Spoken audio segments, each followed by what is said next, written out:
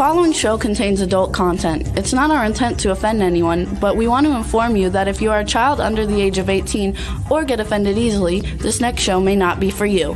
The content, opinions, and subject matter of these shows are solely the choice of your show hosts and their guests, and not those of the Entertainment Network or any affiliated stations. Any comments or inquiries should be directed to those show hosts. Thank you for listening.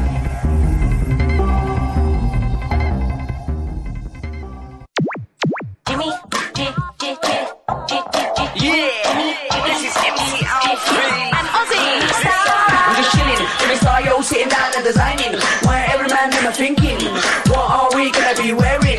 Yo, I'm a Liverpool MC, you can't trust me, big up the girls inside the party, let's get down to crazy Jimmy, big up myself and known as Alfie, the one and only, the Turkish MC. Always love the clothes of Jimmy. Bitch, I'm your one I wanna be, Jimmy Star, new celebrity. We'll take you out to Jimmy Stars. He'll trust Hey ho, hello everybody, what's up? Welcome to the Jimmy Star Show with Ron Russell, bringing you the good times in music, fashion, pop culture, and entertainment. We got a fun show for you guys today. And before we get started with that and telling you who's on it, let's say a little hello all the way around. So let's start off with saying hello to my cool, outrageous man about town co-host, Mr. Ron Russell. The dog is on my mic. I was looking at you going, what's he going to do? I'm doing my Cary Grant. Oh, and you have glasses on. I'm Good. doing my Cary Grant impersonation. Oh, I love it. Judy, get over here. There you go. What's up, That was it. everybody? My Cary Grant impersonation. And there's Astro, who just yawned, Yeah. and he's sitting on his pedestal. Some people said I look like Cary Grant with those black glasses on. I couldn't have been more flattered. My God, imagine looking like Cary Grant, the handsomest actor in the world. Anyway, for those of you who don't know who Cary Grant is, pity. He's like the most handsomest, coolest a pity- actor it's a ever pity that you- lived in the world. Pity that you don't know who he is. He was a wonderful actor, handsome, great comedian, and gay. What better than that? So we got a chat room with people in it. They're just starting to come in now. What's up, Backpack? John is in the chat room. He's, I think, in New York. Stefan Bell is in the chat room. What's up, Stefan? James is in it. Mr. James Does It All is in the chat room. So hello. People are starting to straggle in. You guys, we got a really fun show for you today. I think you're going to enjoy it. First off, we have Suzi Quatro. For anybody who doesn't know her, she was basically the first female rock and roll musician. Gets credited for being being a real rock and roll musician and being compared to all the men. And she's freaking amazing with a ton of hits. And then we also have actor Joe Cortese Cortez coming on, and he's from the Oscar-winning film Green Book, and it should be a lot of fun. And so I think we're going to have a really good time. Cortez is with a Z. That's Spanish. Cortese is Italian. So He's Italian. We're gonna find out with that Jimmy, about you that have, in a you minute. have no idea how to say people's names. I know, that's why I always ask him. And we got Mike Wagner Show joined us. What's up, Mike Wagner from the Mike Wagner Show, you guys? Hey, Mikey. So all is good. Also, we got lots of stuff going on. You gonna tell anybody about all the different things we have going on? We had fun on Friday night. What was that, Saturday night? Saturday night, we went to Nina Bergman's birthday party, which was lovely. It was on a rooftop in Old Hollywood under the Hollywood sign, which used to be Hollywood Land. This house probably was built in the 20s, and it was not far from the house of Lauren Bacall and Humphrey Bogart, or the house that Betty Davis once owned back in the 30s and 40s. It was a lovely rooftop, charming people, very in the business people, producers, directors, writers, actors, very interesting. No one dressed. I looked dressed, and Jimmy was dressed. But people don't dress today, so, it takes away from a party. Why is everybody wearing sneakers, black jeans, and a black shirt? Everybody looked like they were in a uniform or prison mates or something. Nina, of course, looked wonderful. She had on a beautiful electric blue two-piece jumpsuit, sexy as all hell, full face of makeup, and her hair done. And she looked like a movie star. Her co-host, who I forgot his name, I'm sorry. Daniel Bernhardt was her co-star, not co-host. Co-stars. I know. Today I'm not myself. Co-star Daniel Oh, look, Bernhardt. Bernhardt was really handsome and very sweet and very nice. And that's her co-star in the movie Hell Hath No Fury that we Which is showed a you good guys movie. the dream. It was I great. really We enjoyed loved it. Yeah, I like that movie. And I usually don't like blood and explosion movies, but this was a good one because it was a true story. I would suggest to everyone to watch it. You will like it a lot. So that was our Saturday evening. And then Sunday was back to the slave mines, working out in the garden in 105 or 107 heat, which is starting in Palm Springs So now. hot. And we were doing, pavers and cement work and getting things prepared for them to knock out the wall to put in the sliding doors in our bedroom. Yeah, it's very cool. So, I'm tired. It's exhausting. I really don't have anything exciting to say. It's been pretty calm and quiet, which is good. Yeah, it's been fun. We also Except the fires that Sue Wong said there were fires up near the planetarium in Griffith Park, the Griffith Planetarium. And I hope that the planetarium wasn't damaged or injured by the fire. But Sue Wong's house is not far from there. So she was very concerned that possibly the fire would go down the hill. What do they call it? I wrote it this morning and now I forgot it. paramedics. No. That's people that, no, that's the pyromaniacs. Oh, pyromaniacs. Yeah, the okay. pyromaniacs come from all over the world to California when it's our dry, windy season, and they love to set California on fire. It's kind of like a game. Which guy could make the fire bigger? It's terrible. So California, Los Angeles is very dry, and it's always fought the fires. And the smoke does more damage than the fire does because the smoke makes darkness, and the darkness stops a lot of the vines on the grapes from getting their nutrition from the sun. So the grapes get like a different flavor or something. I don't know. I'm not sure. Either way, it's terrible. But it's a terrible thing. Anyway, Yeah. we want happy. We don't want negative. So we're gonna say hi because Diane Repetto has joined us. Hello, Diane. And Diane, we want to wish her. Last week was her birthday, I believe, and so we want to wish her a happy birthday, a happy to late you. birthday.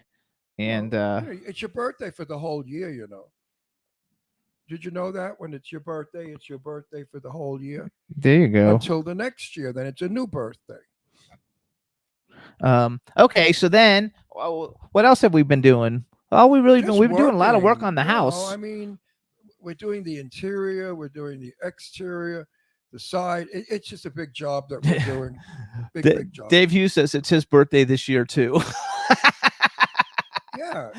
Dave, It's my birthday this year also. It's everybody's birthday. that's A birthday is always, it's not just one day. You wish a person a happy birthday every day of their life. Oh, we want to wish Marcel Waltz from Blind and Pretty Happy Boy a happy birthday. birthday. Today's his Absolutely. birthday. He's one of the coolest filmmakers ever. And a very good friend of ours. And I wrote about it on my Facebook page.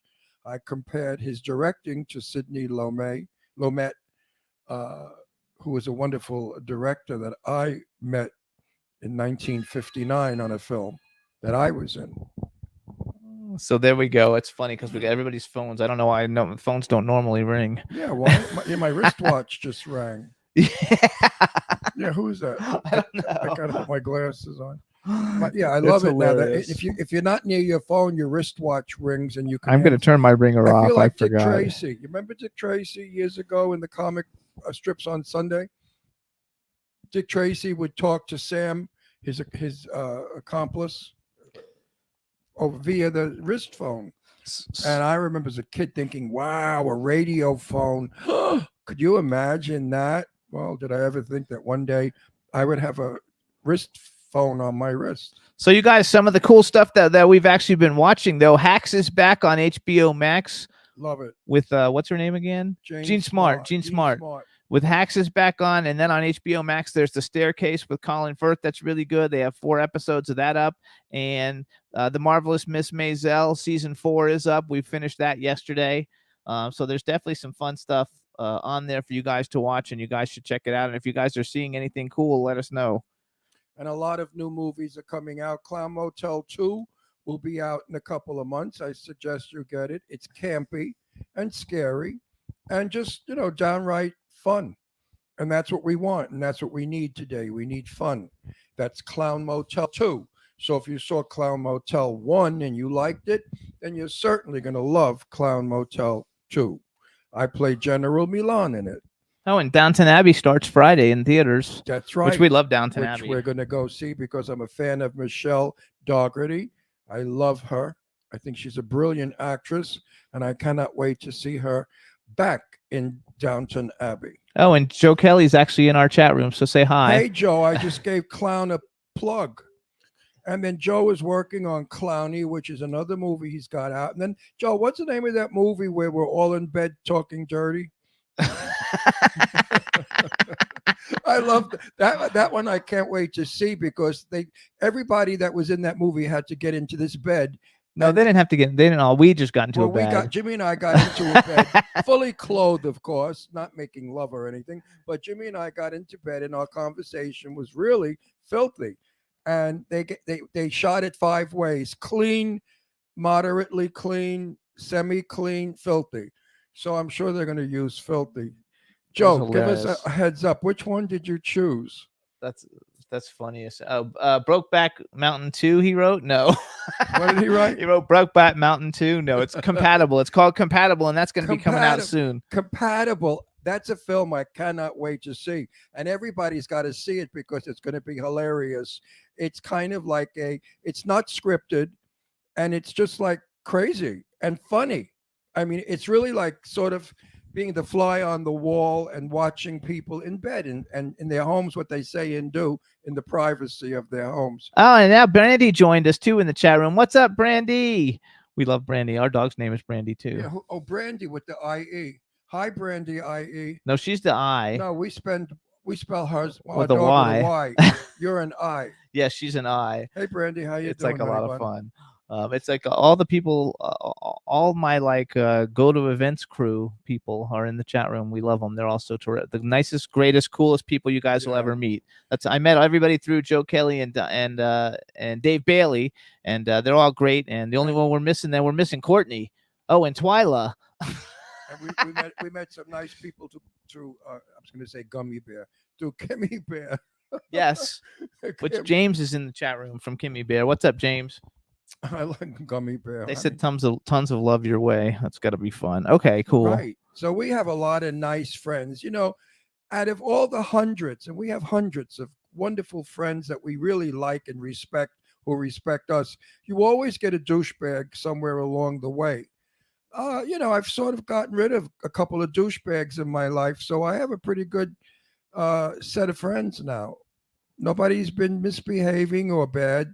Everybody's working in favor of each other, and that's how it should be. So I wish that for all of you. Absolutely. I think it's anyway, fun. My energy level is low, and I don't know why. Usually I'm very up and wacky. Something's going on somewhere in the world that I will find out about that's going to be a little upsetting. I have that intuition. You ever have that like gut feeling sometimes that something weird is going on somewhere and it's sort of taking over who you are at the moment? Or am I just a psychopathic old fucking nut? No. I could be the latter, a psychopathic old fucking nut. No, but lots of people have low energy once in a while. No, but I never do. Even my brain's not like high energy thinking. It's so like, It's so funny because the dog was totally asleep until I looked at him. So if you new people coming in who aren't usually with us, Brandy and everybody, like our dog, if you can see, is Astro. He's sitting on the chair, which you can't really see, but he's our little 7-pound dreamboat poodle terrier. There he is. Now he's sticking his head up to see everybody. The love of my dog life. I love him. I love it. So real quick, we're going to tell everybody where they can listen to the show, and then we're going to bring in our first guest, the legend, Susie Quattro. So you guys, you can listen to us weekly, obviously, on our home station, W4CY. We're on from 12 to 2 p.m. Pacific time, or 3 to 5 p.m. Eastern time. And you can hear us on iHeartRadio, Apple Podcasts, iTunes, Spotify, Amazon Music, YouTube, Google Podcasts, Radio Public, TuneIn, Pandora, Amazon Prime, and SoundCloud. We're on a bunch of other platforms too, but those are the biggest ones. And Mike Wagner says his dog Molly says hi. And I'm making out with Astro. I think Astro's gay. Astro for president, it Do you says. think Astro's gay? He kisses me on the lips all the time. No, because Do you think he has homosexual tendencies? No. Astro, are you a fairy? Tell Daddy, are you a fairy like Daddy Jimmy? Yeah, Are like you a Daddy fat Jimmy. Fairy? A big girl bottom bitch like sister, like Mother Jimmy? Give me a kiss, honey.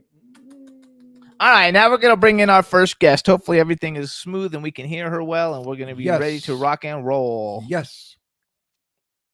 Go ahead and let her in, Roxy. Hey. Say you doing? something. Oh my, perfect. We can hear you great. We Well, are and we can terrific. see you, so we've accomplished something so far. Oh my gosh. My dog is tongue kissing me. I'm getting hot. Do you think I'm into bestiality? No. All right, everybody. Now we want to welcome to the Jimmy Star Show with Ron Russell, singer, songwriter, actress, and legend in the world of rock and roll. Legendary, Susie love Quattro, hello and welcome to the show. Thank you very much. It's nice to be here. I've even put on my leather jacket and a little bit of makeup for you. Yeah, So- that was nice. I love it. So, before we get Okay, started, let me Axel. introduce you to my cool, outrageous man about town co-host, Mr. Ron Russell. Who is covered with dog spit, but I love it because I love my little doggy. You have a doggy? Do you have a doggy? Do you have a dog? I don't honestly. People, I do like animals, but there are certain kind of people that they live with. They just love their animals that much. And I'm not one of those. I've had animals through the years since a kid, but now because I would like a dog if I have anything, because I'm more a dog than a cat person. Me too. I'm on the road too much, and that's just not fair to the animal. Yeah, but if you get a little thing like him, 7 pounds, you take him with you. You could do that. Yeah, you could. I do mean, you know what? They're a comfort. Sometimes you're in a lonely spot. I mean, I've done the road. When I did drag for years, I impersonated Jane Russell for 40-something years. All straight clubs. Back in those days, we had nightclubs. And, you don't know where you are, what state you're in, what motel you're in. You wake up with, where the fuck am I today? And then they drag you to the club, and then you go to work, and then you go back in the dark. I wish I had a little pooch like him to hug and kiss instead of all the chorus boys that I had to hug and kiss in my show. Okay, I think that's another story. So we have That's only a joke. I know my chorus boys were all such queens. My God, darling, they were girls. Hang on. So Susie, we have a chat room filled with people. It's starting to fill up a lot now. Just say hi to everybody in the chat room. Hi everybody. And then we have one friend. Her name's B Claudia, and she's in Germany, and she likes everybody, but she loves all the musicians. So please just say hi to B Claudia so she can pass out. There you go. Okay, now let me hear your shtick. Give me it all. I want to hear all of it. You were nobody. You were just a little girl growing up, and then suddenly you did what? Oh my God, I was nobody. Now you just took the words out of my poetry book, my second poetry book, coming out at the end of May through my heart. The whole book is riddled with that kind of stuff. We're going to actually devote time to that too while we have you on as we go further. Let me just answer your question quickly. Sure. Family, I can give it to you in a nutshell. I was in a family of 5. So when you're in a family of 5, you have to find your own voice, which is not always easy because you're one of the kids. So I had the need to be not one of the kids. And basically, the whole key to my character is I knew I didn't fit in anywhere. I didn't fit in. I didn't know where I fit in the world and my family and whatever. So because I didn't have a niche in which to fit, I had to create my own. And that's how I found my voice. And my voice was the uniqueness of it, just the thing that nobody else had done. That's what I did. So that became my voice. Thank God I got heard. And look at behind you, all the gold. So the top ones are gold, and what are the bottom ones? Oh, they're all mixed up, but I've sold basically 56 million records, still counting. These are just the albums, and they go all around the dining room, and we've got the singles in the other room. And, I'm excuse me. 59 years. Excuse I me. love it. No, excuse me. And they go in the other room, and I've got some in the basement. And then if we go up in the attic, there's a couple of 100 more. And if we go into the guest room, there's about Well, you asked 27 the more. question. I No, know. listen to He's me. joking. I'm only- No, it's okay. I don't bullshit. You ask a question. No, the she answer. knows. She knows on my sense of humor. So It's now, okay. for those of you who don't know who the fuck you are, never heard of you, what Well, that's music? the problem. Well, there are people. There are some people that don't know who I am. Unfortunately, well, fuck them anyway. But what music? What's the first thing you did that people said, "Oh wow"? Jeez. It really started for me, the oh wow, when I was a child. How old? Because we all did. My father was a musician. I've been in Okay. the business 59 years now. So we were raised as a kind of show busy family. We all took 8,000 piano lessons, whatever we wanted. And every single get together, be it Easter, Christmas, birthday, whatever, we did a family show. So I was like 7 or 8. And I remember standing up to do my bit. I can't remember what it was. It could have been the bongo drums. It could have been a piano. It might have even been hit the road jack or tell a joke or whatever. And I realized that when I got up to do my bit, the whole room went quiet. Oh, see that? And so in my little brain, my childish brain, I mean, ego does not come into it at all. You just go, oh, I can do this. Mm-hmm. So that becomes filtered through that you have the ability to hold an audience. Mm-hmm. You develop from there. And I really did develop from there. I like That's so very you're interesting. So you see how clever I am with my questioning, Jimmy. That you interrupted me. I'm gonna punch you. I want to know, but you're actually from like Detroit or someplace, right? Oh, God, I'm very proud to be from Detroit. I'm the girl from Detroit City. I came here in 1971. I was 21, born and raised in Detroit, and all-girl bands with my sisters. And then Mickey Most came over to Detroit to record Jeff Beck and Cozy Powell at Motown. And my brother heard he was in town, got him to see the band, and he didn't want the band, he wanted me. And that was the second offer to go solo that I'd had within 1 week. There you go. That's opportunity knocking at your door that you can't ignore. You know, Motown asked you to go solo. no, Elektra Records asked me to go solo. They saw the band and they said, "We want to give you a solo contract. Want to make you into the next Janis Joplin." Mickey Most saw the band, pulled me aside, said, "I want to give you a solo contract, and I want to make you into the first Susie Quattro." So guess where I went? Yeah, Jimmy played your music. You're much better than Janis Joplin. Janis Joplin's brilliant, but I'm not Janis Joplin. No, but That's you're right. better. You're better. I like.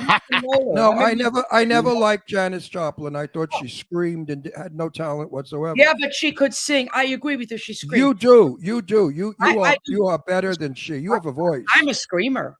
No, but it's a different kind of. No, you have a raspy voice that can sing. Janis Joplin did not have a raspy voice that could sing. She just got loaded and screamed. Yeah, she did get loaded. Bless her. Bless her. Yes. Yeah. So you were actually I was labeled. friends with Mama Cass Elliott. She's really good. Yeah, so I knew a lot about Janis Joplin. My hippie days when I lived in Hollywood. Yeah, sure. So I knew a lot of shit about Janis Joplin, and she really made fun of her audiences because she would say herself, "I don't know what they like. All I do is yell." And I mean, she agreed with her own whatever she was, but she was, the Rose. Look at what the Rose. I did a big documentary on her when I was at BBC Radio 2 for 15 years. I did various kinds of shows, and 1 year I did like 20 documentaries, and one was on her. And everybody that I talked to that worked with her knew her. They all said the same kind. You get the feel from everybody. You put it all together. You got the picture of Janis. She was a victim of her own success. Absolutely. Yes. Absolutely. Whereas, I want to flip that now, because on the same series, I also did the Doors. Okay. And nobody who worked with the Doors, and I talked to everybody, ever called Jim Morrison a victim. Right. There's the difference. Yes. Yeah, but you're still together. Oh, you didn't fuck up and freak out like they did. No, I've got my feet on the ground. Yeah, you're very level. Yeah. So you're really. This is not to flatter you, because I hate doing that bullshit. But you are a performer, a true performer. You're not a fake. You're not a nut job that needs the ego blow. No. Oh my God, look who I am. Kiss my ass. Oh my God. You love the work. I could tell that right now. Yeah, I've never been like that. In fact, I could tell you a good reason why I'm not. First of all, I don't think that just because I happen to be successful at my chosen job makes me With better. 9,000 gold records and platinum records. Doesn't make me better than you. It just means I've been successful at what I do. Doesn't make me better than you. But my father pulled me aside. You'll like this. When I was 16, I'd been in the band 2 years and we were on the road. We were really going for it. And he was a musician all his life. And we were at home and he kind of, you know how dads do that. And they say, come here. And he said, now, Susie, I want to talk to you. He said, it seems to me that you look like you're going to be doing this for the rest of your life. I said, yep, I am. He said, okay, then I got a bit of advice for you. I said, okay. He said, first of all, this is a job. This That's is right, a it's work. It's a profession. I said, Yes. right. And he said, second of all, it doesn't matter if there's 10 people in the audience or 10,000. Every That's one right. of them has put their hand in their pocket, taken money out to see you. And this is what stayed with me forever. And you owe them. He's so smart. I said my exact words. I mean, I could have quoted him. Wow. I he feel the went to same my way. psyche, you know? Oh, I think it's And you know, my other thing is never get bigger than who you think you are, because the minute you get bigger than who you think you are, people vomit from you. Oh, they do. You could throw up from that ego crap when they pull that shit. It's You not know, right. I make a lot of movies, believe it or not. And years ago, they would like I was on the set with Sophia Loren and Tab Hunter in 1959. And they told us extras, I was a soldier, do not speak to Sophia or Oh, Tab what a Hunter. load of shit. Or I would George, straight up or there. George Sanders or Barbara Nichols. So Yeah. what did I do? I said to myself, "Oh fuck you!" And at a break, I went and sat down next to Sophia Loren in George Sanders' chair, and I spoke Italian to her. And the first thing out of her mouth was, "My God, your Italian is as bad as my English." but let's keep talking. And for the 3-day shoot, we became friends. And at one point, they said to me, "Hey, soldier, leave Miss Loren alone." It's Lauren, not Loren, by the way. Leave Miss Lauren alone. And she said to him, "You leave him alone. He stays here," she Yeah, said. good. Because That's she the was only that that's way. the only way to do that. But a lot of stars, like the one with the big ass, what's her name? The Puerto Rican with the big ass. Jennifer Lopez is not nice. You're not allowed to You're look not at allowed to her. look at her. We have friends who You're not work with her. Yeah, you're not allowed to Look look at at her. her. You're not allowed to speak I've to her. never been that way in my life. I could tell from And that's your why everybody likes personality. you, though. I know right Hey, off you know it. what? It's 59 years now I've been doing this. 59 years.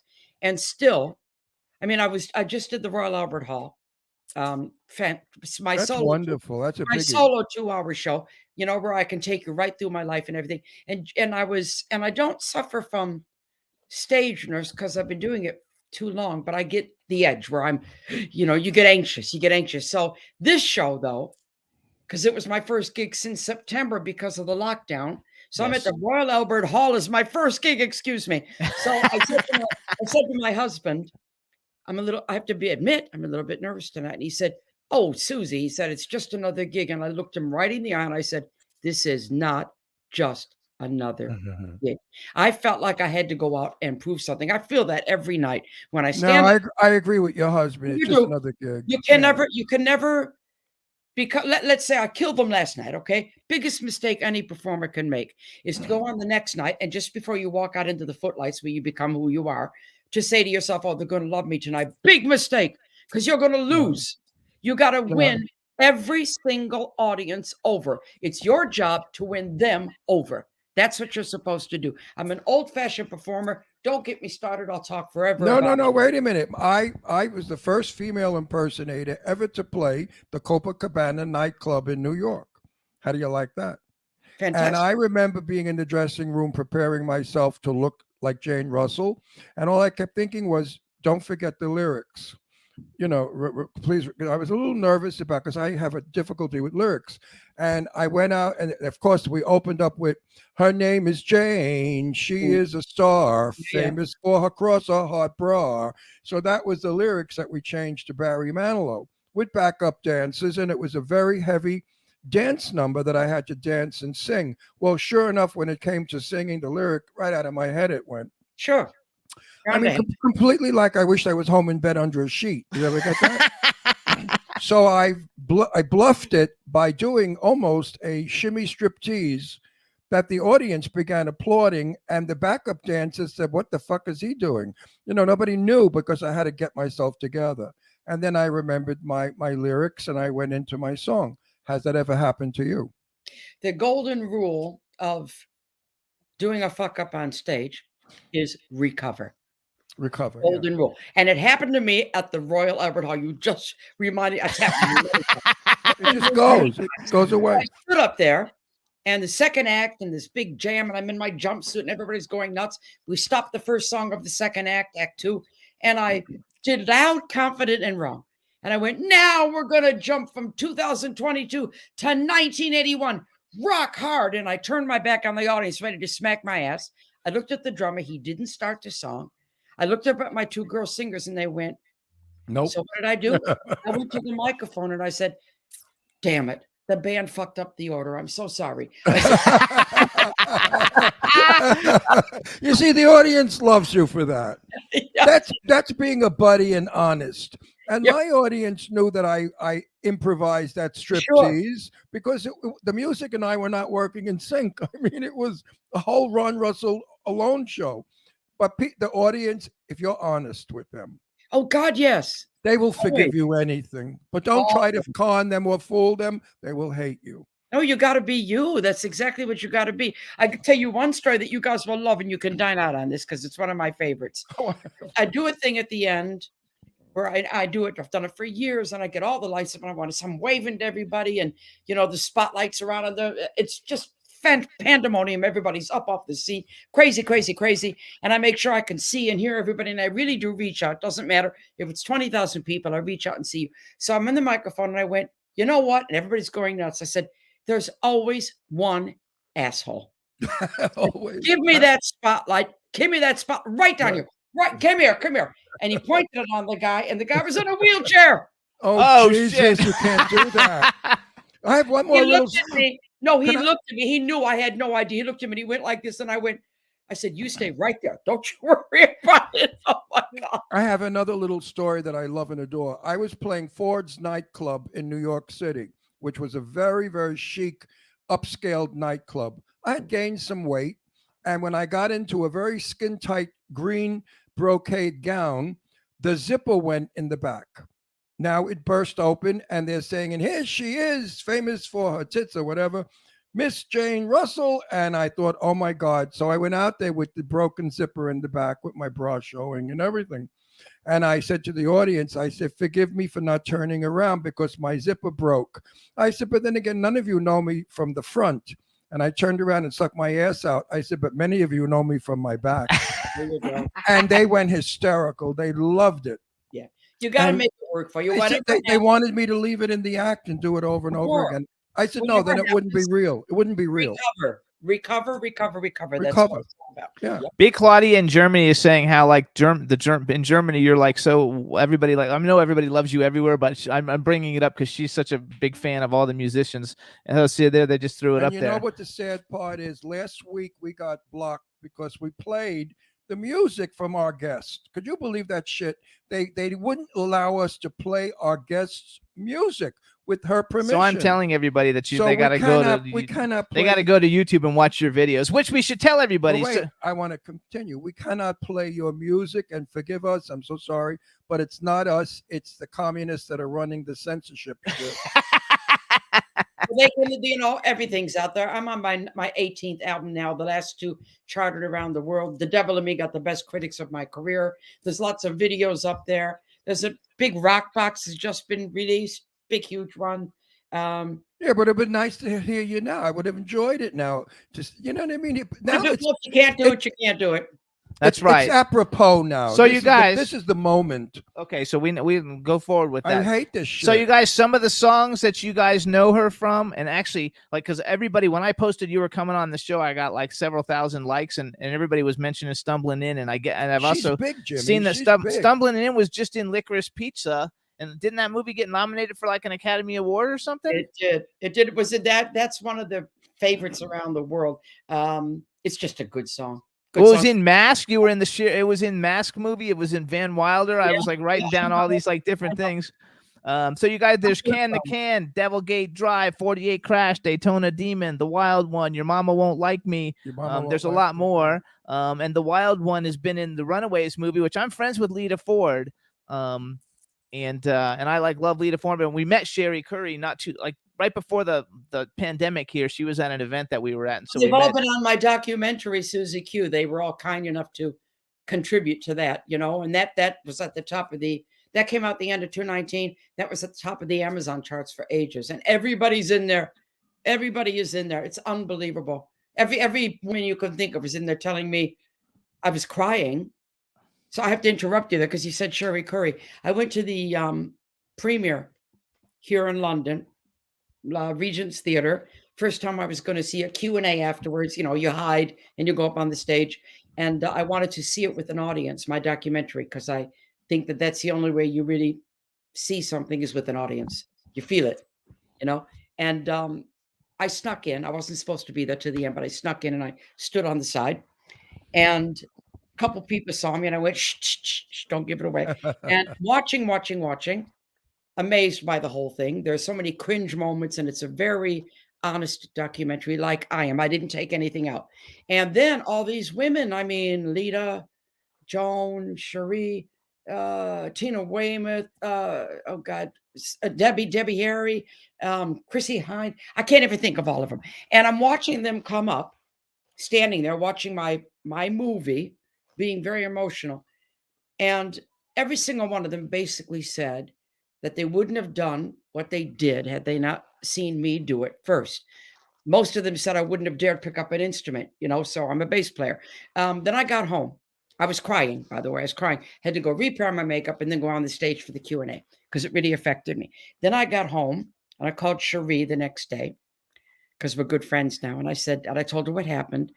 And I said, I just realized something. And she said, what?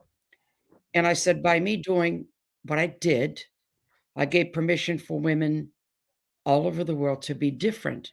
And then there was a pause of 5 seconds. And then Cherie went, and you just got that? Now, wait a minute. What made you think you could pull that off without getting chairs thrown at you? I didn't know. I didn't have an agenda when I started. This is what we talk about this a lot. I didn't know that what I was doing was groundbreaking. I didn't know it was going to change the world. And I didn't go into it for that reason. All I was doing, like I said earlier, was remaining true to this person who I was and not fitting into a niche and making my own niche. I didn't know what it was going to do. And it wasn't until I saw that documentary that I realized when so many women thank me. I mean, you can't ignore that, can you? Not just women, like the biggest women in rock. I know. And I was in tears. I was in serious tears because that's the first time it dawned on me. But it's kind of refreshing in a way that I didn't do it with an agenda and I wasn't manufactured. I love it. So in other words, it wasn't preconceived. No. You just went out there. You were who you are. You sang, and people said, "Hey, let's let ladies do this, not just men." To make it simplified. I never called myself a female musician ever. Didn't occur to me. You just called yourself a musician. A musician. Yes. That's how it should be. Yes. Yeah, I agree with that. So I have a little card. Because I am one of the boys. I am a tomboy, always been. And I can hold my own. Let's put it that way. But I have a little card in my back pocket. Like when a referee at a football game pulls out the yes, red card. Sure. Yes. I have one of those. And when I'm with the guys, which I'm most of the time with, and there's usually no girls around, and somebody gets out of order, out comes the red card. And then I use it. Now, here's a question that they always ask, and I hate this question. Do you ever intend to retire, or are you going to drop dead at 100 on the stage? I'm now 71. I'll be 72. No way. You're 71? Yeah, I'm not doing bad. 72 in Oh, June. you know what? You and I should do a commercial. I'll be 82 next week. Wow. Look at how good we look. Yeah, we do. You know We what don't it look is? 71. I tell you the secret. I have a secret. What? I don't give a shit. Me neither. So does he. I don't give a shit either. You I were never waiting wor- for something really groundbreaking. The truth I is- never worry about growing old because I never thought of it. No, he's exactly the same way. Yeah, you and I could be brother and sister. I mean, I'm freaking out because I've never had a guest on here that I've agreed with 110%. Good. I Good. mean, Well, we you're like me. You don't blow smoke up anybody's ass. You're a true blue friend, and you tell it like it is. I I do. love you. I love If you you. don't think it, if you don't want to know the answer to your question, don't ask it. Exactly. That's the way he is too. I really respect. Except for the you. sometimes he'll give you the answer whether you ask for it. or not. No. Sometimes I see a handsome friend of mine with a beard, and I say, "Why do you have that beard? You're hiding your handsomeness. Shave." And they either That's like okay. it or don't. But that's my opinion. I do mean- things like that. I do things like that all the time. I mean, if you have a girlfriend that's got orange hair, you should tell her like bleach it higher, make it blonde or go brown. You don't want your friend walking around with orange hair, right? So I Think want to about talk. it. So when I was a kid, because I didn't, I listened to pop music when I was like young. I'm a little bit younger than you guys, not that much, but I I listened to can't like get over she's 71. I listened to a Come- lot of. Come closer. I no, I want to see her face. No, Let she me doesn't look. have any wrinkles. No, oh my God. You look about 45 or 50. I'll accept that. 71, you old bitch. You I'll really accept look wonderful. So hang on, I want to You're talk. So beautiful. Look at you. so my first exposure to find out who you were, because I'm a child of the happy days, was the whole Leather Tuscadero thing. You know that you were Leather Tuscadero on all the episodes of Happy Days, and you were like the coolest guest person who ever went on Happy Days ever in the history of the show. What was that like for you? Because you are an actress, you've been in a bunch of things. Like how was that for you? And that really probably helped you break in more into America, because everybody No, knew who you were sure. once that was on. Everybody knew who you were. I had the second most fan mail after Henry, which just completely freaked me out. The offer came to me. I was in Japan. I toured there a lot. I was in Japan on tour, and they called me, my publicist, and he said, the show wants you to audition for this part. And believe me, you should do it. I'd never acted before, but I knew I could. So I flew out, and they had this script. Apparently, they had it for about 6 months. They couldn't find that they needed a particular type. Gary Marshall told me. It's all in the documentary. And they needed somebody who was tough, bit vulnerable, cute, could act, and possibly could sing. And the story is, and this is the true story, the casting director went into her daughter's bedroom, and her daughter had covers of Rolling Stone collage on her door. Okay. So she walked in, and there's my cover from 1975. And she said, "Who's that? That's who we want." And her daughter said, "That's Jimmy Quattro." So they came and got me. But when I showed up for the audition, Gary Marshall, bless rest his soul, he came straight up to me and he said, "Oh, how clever of you to dress in the part." Right. What the hell are you talking? How clever You know what? based on mine, you know? So when I used to see you on when I used to see you on that show, you were every chick in Brooklyn that I knew. I mean, you were so Brooklyn. It was amazing with the but way it's you. Detroit. ca- It's Detroit No, too. you sounded like a Brooklyn Italian chick. I mean, you really were good, and I enjoyed you. You were a character that when you came in the show, you made us look. You know what I mean? Sometimes you fall asleep, but when you came on, it was good. I'm not saying that to be kind. You were good. Well, you know what? I'm still very good friends with Ronnie and Henry. And Right. one time I was talking not that long ago to Ron, and we got into this conversation. I just got my curiosity got the better of me. And I said, "Ron, I want to know two things from you. First of all, did it feel like I'd never acted before?" He said, "No, total natural." I said, Right. "Did it feel like I was new to the show?" And he said, "No, it was like you were always there." Right. And then he said to me, one time we were talking, and he said, "Don't ever take acting lessons." And I didn't know whether All to right. be What do I always say, Jimmy? Yeah. He said, "Don't." He said, "Whatever you do, Susie, it's natural, and acting lessons are Exactly. best enough. So don't ever do." I took that as such a compliment from him, you know? My daughter Deirdre is an actress, and she wanted to take lessons. I said, "Deirdre, don't you dare. Either you have it or you don't. You Yeah. cannot create it and manufacture it because it looks fake on screen. So if you can act, don't just go be a a housewife or something. Yeah, But don't- I mean, you can hone your craft, sure, and a lot of people do benefit greatly. I mean, look at Marlon Brando; he's a method actor. I've been told. No, Marlon, I knew. Marlon was nuts before that. Yeah.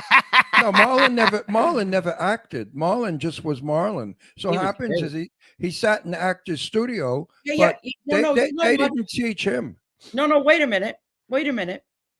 I have read many things about a lot of actors, and the hardest thing to do when you act is to be yourself. You can Depends. bring yourself to a character. That's what you should do. Whenever I've Yeah, done but- any roles, I immerse myself into them. I don't act the character, I become the character. That's what I do. But Cary Grant didn't do that. John Wayne didn't do that. No, they played themselves. Betty Davis did it. But She did it. you know, I've worked with a lot of people in my day, and I've seen some people who are so theatrical, it doesn't work. Now, Marlon Brando was my niece was married to his son Christian. That's why I know a lot about Marlon.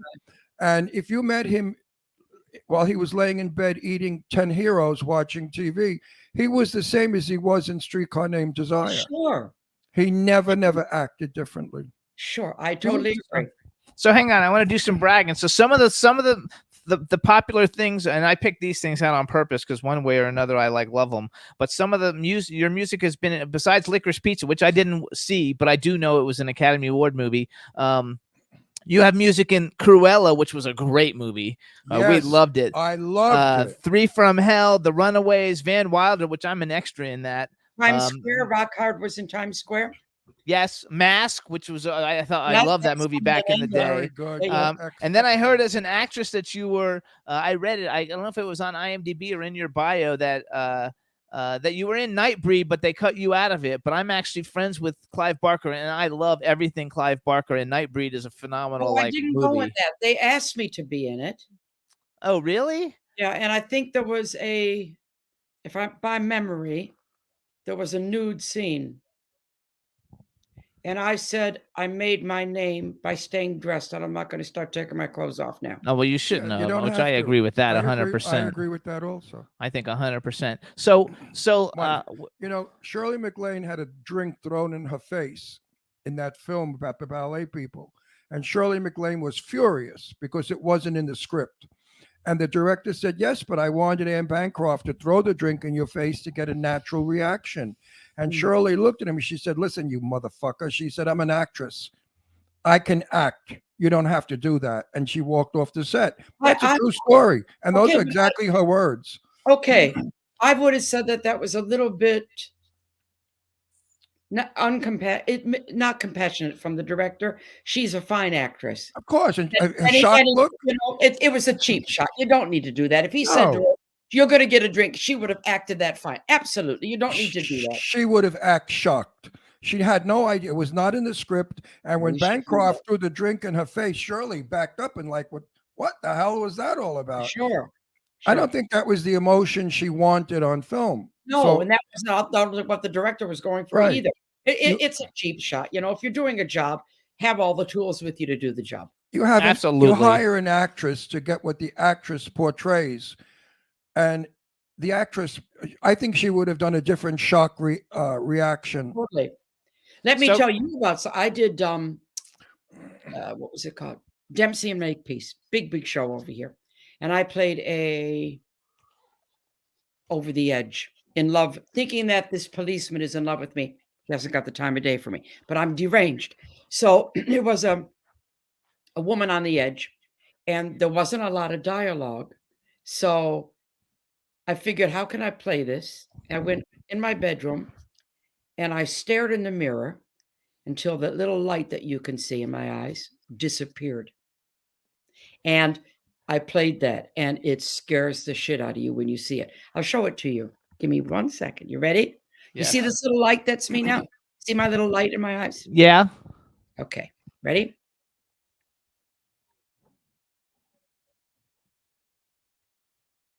Oh shit! Yep. It really changed a lot. How do you do that?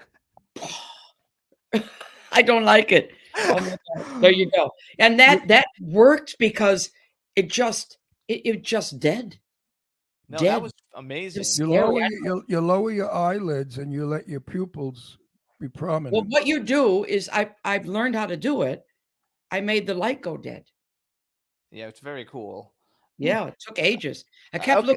looking. I went, "Oh my God, there it is!" And I ran out of the room, scared myself. And So Eyes are, when you act, eyes are probably the most important thing you're doing. I play mafia big all eyes the and very time. expressive eyes. You know, I always play gangsters and mafia guys, tough Italians, always. And Everything there. I'm famous for my angry eyes. If I want, I can kill you with my eyes. It, Oh, I'm it, going to have a look.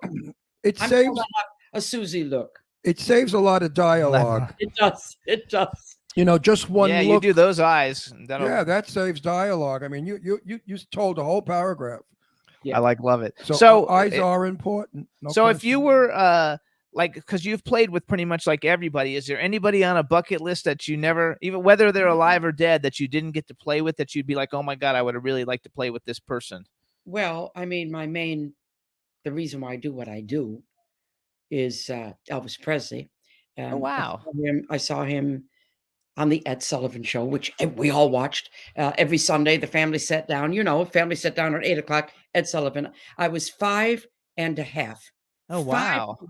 And all the family was there. My eldest sister, 9 years older, were watching Ed Sullivan. Then he does what he used to do. And now something for the youngsters. You know how I used to do that. And on comes Elvis Presley doing Don't Be Cruel. And my eldest sister starts to scream. And I'm looking at her because I'm only 5 and a half. And I'm thinking, what the hell is the matter with you? And then I looked at the TV screen and I went like a magnet pulling into it. And a little lightning bolt went in my head. And I had the thought, I'm going to do What he's doing. that. And you did, which is the coolest thing ever. 5 and a half. Anyway, Elvis is one, obviously. Otis Redding, Billie Holiday, big fan. Oh, Billy. Bob Dylan, I'm a maniac over. I just adore him. I could work with him. I've got an album coming out next year with myself and KT Tunstall. We wrote an album. Oh, together. wow. So somewhere we found a space between the two of us. We met in the middle. Excellent album. Who else? I used to love Tom Petty. He's not with us anymore. Right. I've kind of worked with most of your heroes are from your childhood, and so they usually pass away by the time you make it yourself. Right. Yes. I love it. So you guys, if you want to follow Susie too, you can follow her on Instagram. She's Susie Quattro Real. Just make sure you spell her name right. It's SUZIQUATROREAL. So now you're an author. You have, I don't know if it's 5 or 6 books out, right? Or five books out and one about to come out. Yeah. It's unbelievable. Can you believe it? I've got my autobiography unzipped. I've got 3 coffee table illustrated books. 2 of them released during lockdown. One is my poetry book called Through My Eyes. The next one was called Through My Words, which is my lyric book. The next one is called Through My Thoughts, which was inspired by the 2 years in lockdown. And now at the end of May, which I've really been writing for, it's Through My Heart, which is volume 2 of my poetry. And I'm so proud because I'm always naked when I write anyway, but this is really naked. And I hope people will get something out of it. That's my intention, that people get something out of it. So I also wrote down The Hurricane and Unzipped. What are those two? Unzipped is the biography. Unzipped is my novel. Okay. About you. And I love saying this. This is called pretentious. I have to do it probably. Hang on. I'm just working on my second novel. I had to do that. I'm sorry. No, that's hilarious. And what's The Hurricane? The Hurricane is about a lady called Allison Hart.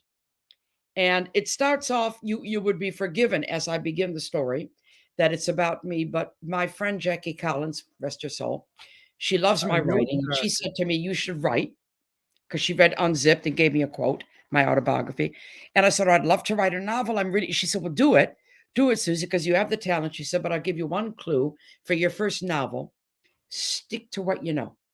And that was good advice. So at the beginning of this book called The Hurricane, I stuck to showbiz, but it goes, then it goes. I just kind of use bits of myself to get me into the story. But it would make a really good film, this book, The Hurricane.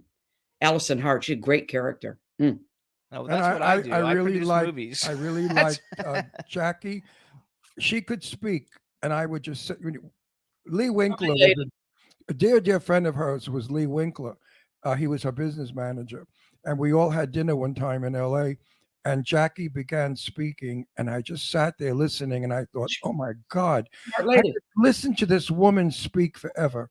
Her voice tone, her beautiful face, and her English accent was incredible. I was so impressed with Jackie. She was Very a lovely, lovely Big, lady. big lady, very tall and broad and big.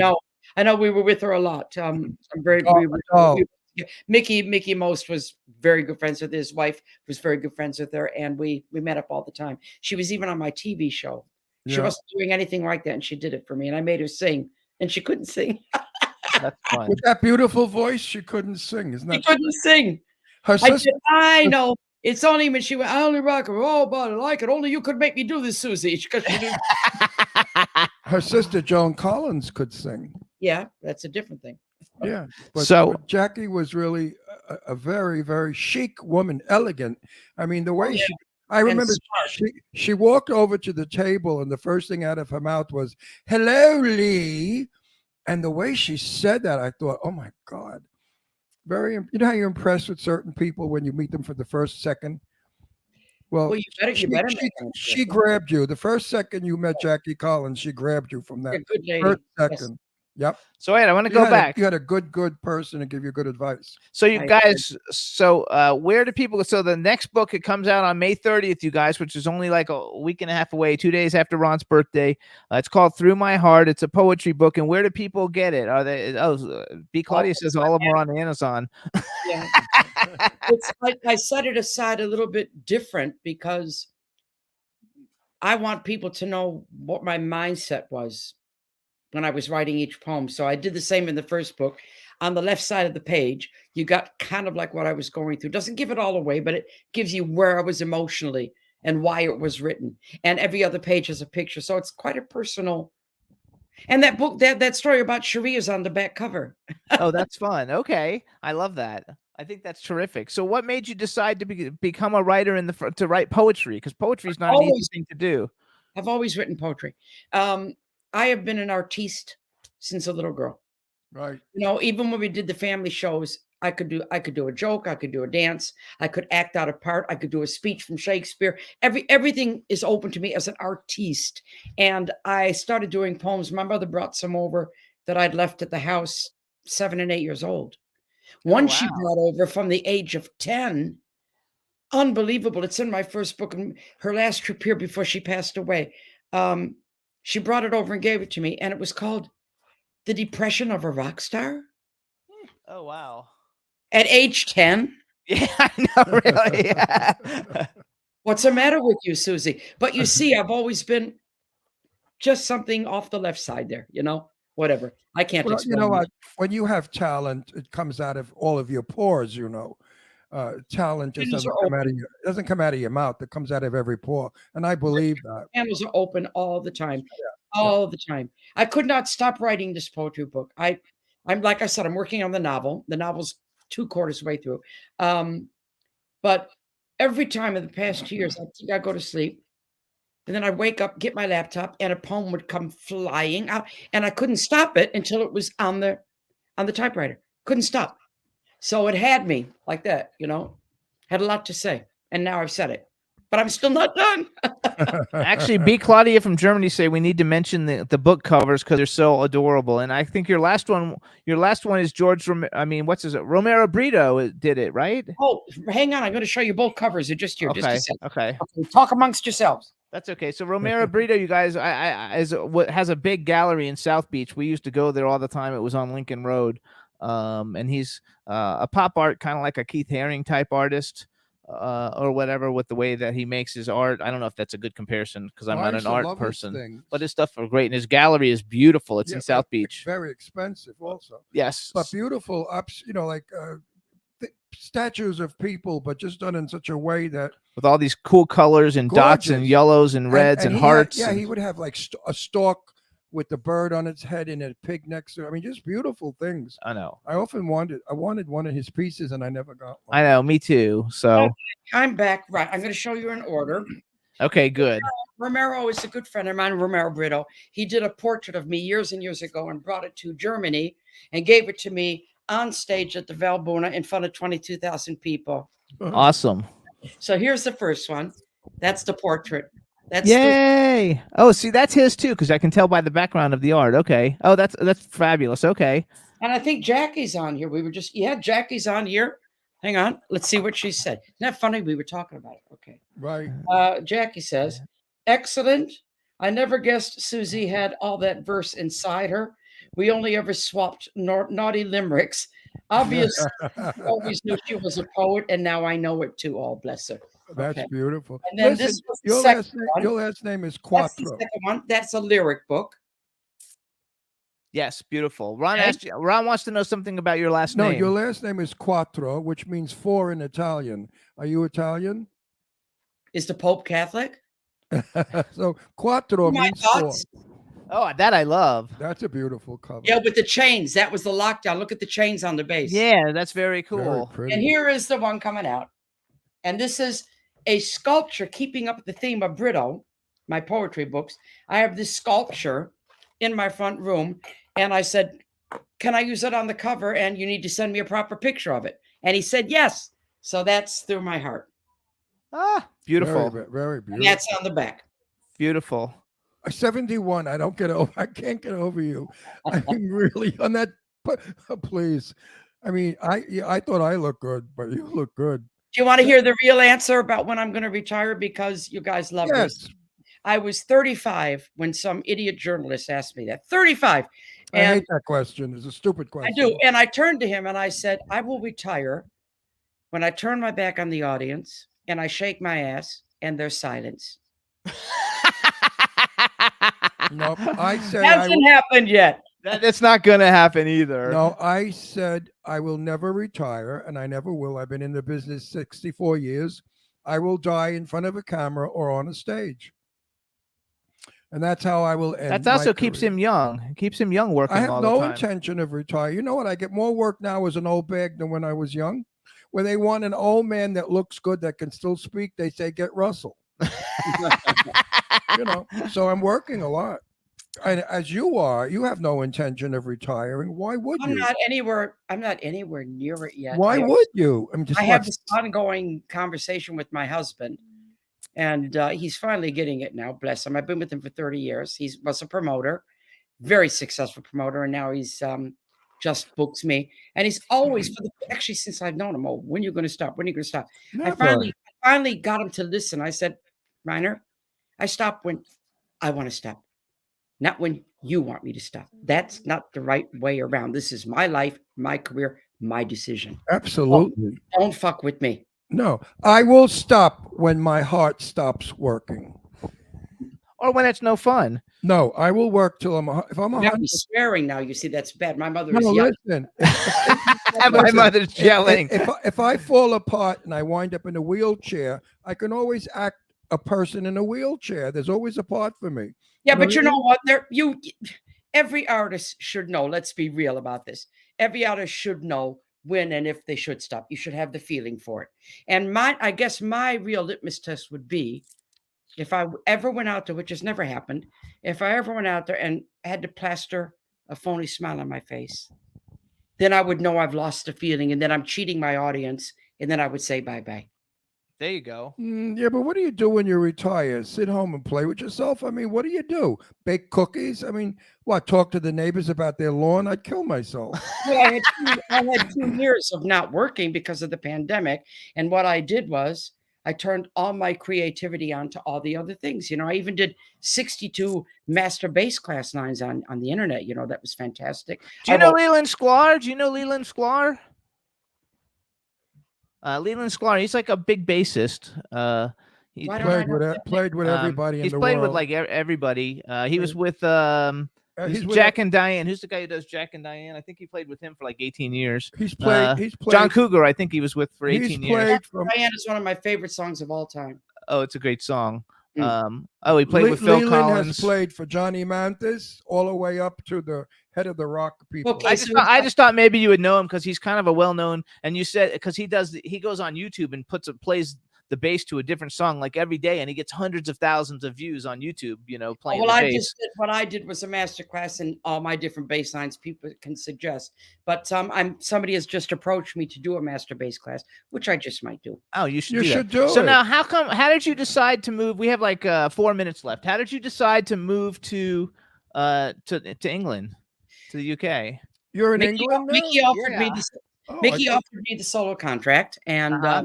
I like the sound of him. I like the feel of him, so I came over here. That was 71. 72 didn't get successful yet. We were in the studio with really good musicians, Peter Frampton. I mean, big Jim Sullivan. Nothing was happening. I then went a little bit nutso and said I needed a band because I'd been in band since I've been 14. And so I formed a band. We went on the road. We started to do all my own songs. He put us on a tour and everything happened. So I was based here. He was supporting me. I fell in love with my guitarist. We were married. We were together for 20 years, 2 kids. And I put down roots. My kids were born here and raised here, and they're English. And I didn't mean to put down roots here. And I've been back to America every couple of years, but happened. But I still don't sound English. Nobody ever mistakes me for being English. And I maintain my Detroitness. Yes. Yeah, listen, I maintain my Brooklyn, and when the people think I speak proper English, I run back to Brooklyn. Otherwise, I'll never work. Where are you in England? I'm in Essex in the countryside. I live in a 15th I century love Essex. Elizabethan manor house that was finished being built in 1590. Magnificent. Oh, wow, that's awesome. Absolutely magnificent. I That's old. have a dear friend of mine in where the hell is James? I don't know. Oh shit, I forgot. Anyway, I love that the countryside of England beats it all. I don't care for London, but when I get to the I love countryside, London. I love London, but Nah.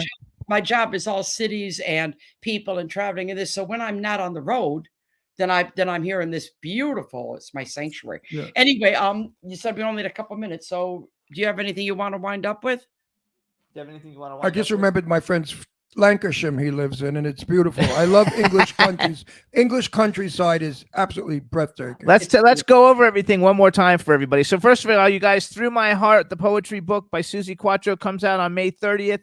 You can get it. B. Claudia said she's already pre-ordered it. You can follow her on Instagram at Suzi Quatro Real. Do you have a website people can go to see everything? www.suziquatro.com. I'm everywhere. I've got Facebook's private and the official Facebook site, and I've got a joke of the week on my Instagram. I love that. Okay, I'm gonna show you why I do my jokes just before we go. I mean, I am wonderful joke teller. They're so bad that they're brilliant. I love those jokes. All right, you ready? I never used to let my children watch an orchestra. Why? Because there was too much sax and violins.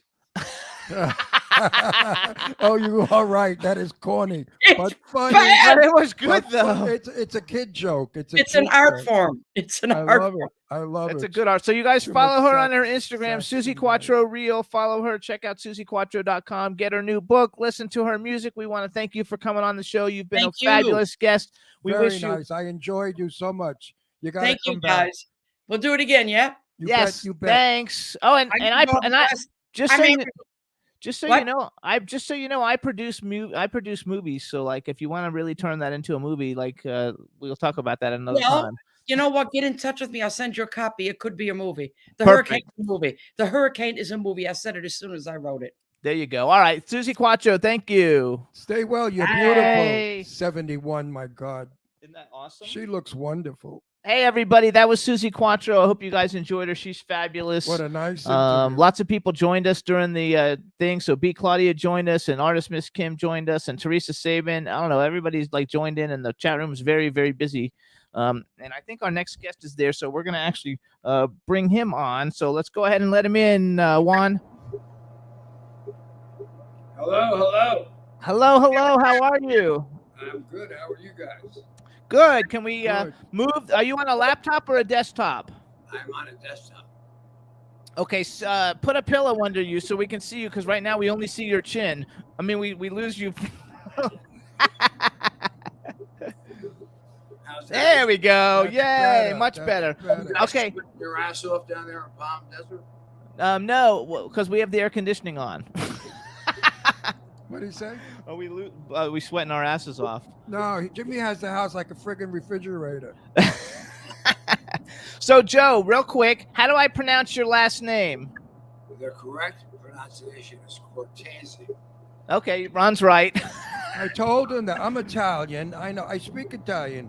His name yeah? is Cortese, and he was calling you Cortez. I said Cortez is Mexican. Cortese is Italian. He doesn't know how to. I mean, if you speak Italian, you know how to say Italian names. What? Say it one more time. To be courteous, Cortese. Oh, Cortese means to Yeah, be courteous. Cortese. Yeah. All right, everybody. Now we want to welcome to the Jimmy Star Show with Ron Russell, actor, writer, producer, director Joe Cortese. Hello and welcome to the show. Thank you. Let me introduce first my cool, outrageous man about town co-host, Mr. Ron Russell. Whose alias? That's Russell. My real name is Rolando Rocco Cesarigo. How's that for a WAP name? Buongiorno, Ronnie. Buongiorno. Buongiorno, LA. Come stai? Hang- Piacere, I have you here. I forget my Italian now. Anyway, so you always play wise guys. So do I. Not always. Not always. Well, I played a priest a couple of times.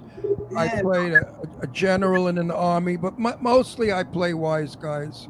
Yeah, no, I played a lot of them, but I play a different variety. I mean, I played a gay producer. I played a doctor. I played a doctor too in a movie. Hang on one second. I'm trying to get rid because there's a weird background noise. I'm trying to see if we can get rid of it. Oh, she can't. Says she can't fix it. I don't know what that background noise is. Do you hear that? Or? Yeah, I hear it.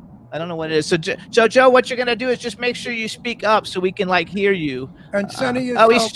she says turn down computer volume. My volume, Roxy, or their volume, or his volume. Let's see what she says. Joe's. He says just turn the volume down a little teeny bit on your computer. Really, I'm trying to do that. There we go. Okay, hold on. Oh, it's better. It's a little bit better. It's And then the other thing is just you're gonna have to speak up a lot to make sure we can hear you. Yeah, okay, well, I'm speaking up.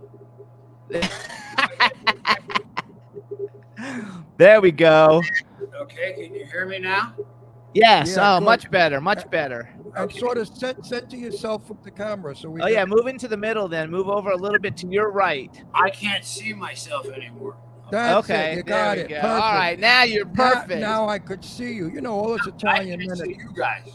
You can't see us? How come? Oh, turn your camera on. Is your camera on? It was. Oh, shit. Hey, it's live. It's live and it's fun, everybody. We're working on it. In the meantime, he needs to go back to window. It says you need to go back to window. I don't know what that means. I don't know what that means either because I went to the sound and Oh, get out of the sound and go back to the Chrome window. Go back to the Chrome window. Go back to Google Chrome. if I knew how to do all that, I'd be a rich man.